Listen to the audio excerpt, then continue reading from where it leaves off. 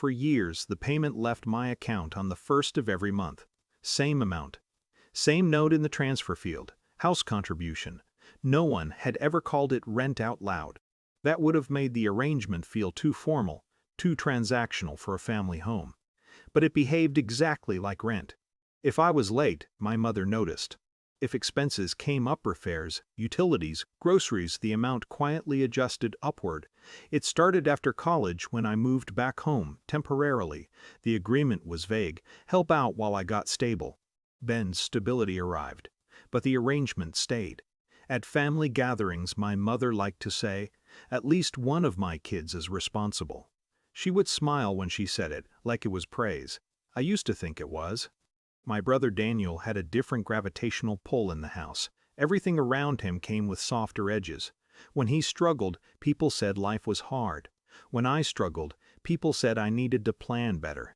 He moved out young, bounced through jobs, started businesses that never lasted longer than a year. My parents described these as learning experiences. By the time he married and had 2 kids, the pattern had already hardened into something nobody questioned.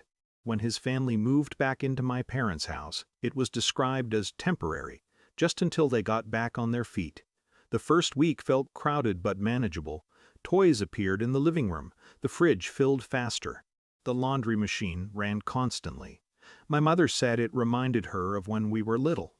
I tried to see it that way. About a month in, I noticed something strange. Bills were climbing, groceries doubled. Water, electricity, everything rose in small increments. Then one evening, my mother mentioned we should talk about adjusting contributions. We were sitting at the kitchen table. Daniel's kids were arguing in the living room over a tablet. The television played something loud and cartoonish in the background. "Since the house is fuller now," she said carefully, "expenses are higher." I waited for the second half of the sentence. It didn't arrive. Instead, she looked at me. "You've been doing well at work lately." I understood the implication before she finished the thought. She wanted me to increase the payment. I asked the obvious question: "Are Daniel and Maya contributing too?" The pause that followed wasn't dramatic. It was the kind of pause people use when the answer is already obvious. "They're going through a lot right now," my mother said. Her tone was patient, like she was explaining something simple. "They just need a little time."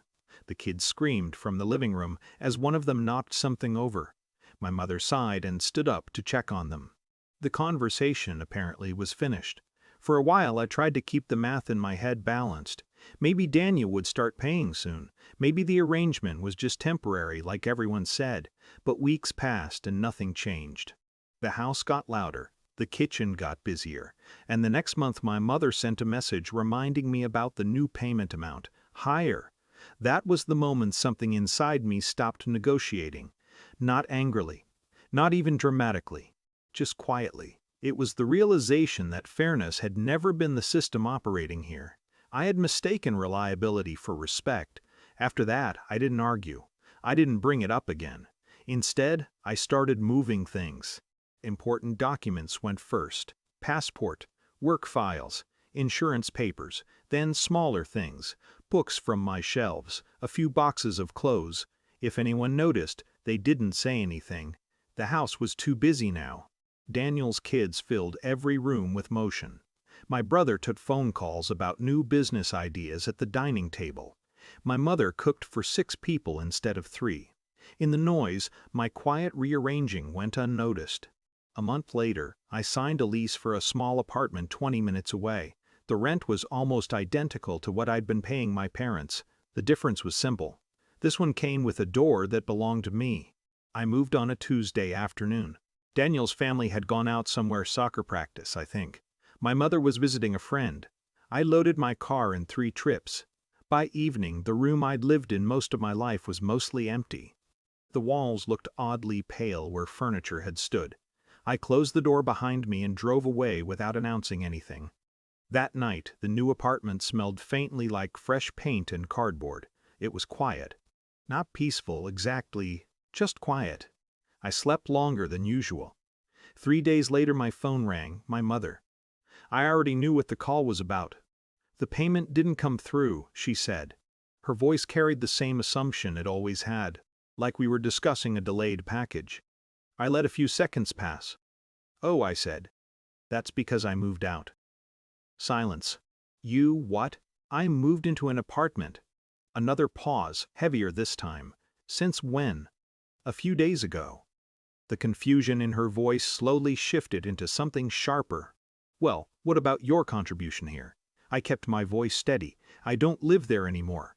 The words sounded simpler out loud than they had in my head. "You can't just leave like that," she said. The frustration was beginning to show now. We budget around that money. In the background, I heard Daniel's kids shouting about something. For the first time, I imagined the household math without my line in it. 6 people. 5, really? 1 payment missing. "I understand," I said, "but I don't live there anymore." The conversation circled for a while after that. Confusion, irritation, questions about why I hadn't discussed it first. I didn't argue. There wasn't much left to explain. In the months that followed, the calls came less often. Daniel apparently struggled to find steady work again. My mother mentioned rising costs once or twice, usually in a careful tone that hovered between complaint and guilt. I listened, but I didn't offer solutions. My life had become smaller and quieter. Bills arrived addressed only to me. Groceries lasted longer in the fridge. Some evenings I sat in my apartment and noticed how little noise a single person makes. Once, about 6 months later, I drove past the old house on my way home. The driveway was packed with cars. Lights glowed in several windows. For a moment, I slowed down at the corner. I wondered if the system inside had ever rebalanced after I left. If someone else had stepped into the role of responsible one. Then the light turned green. I kept driving. There was nothing there anymore that required my contribution.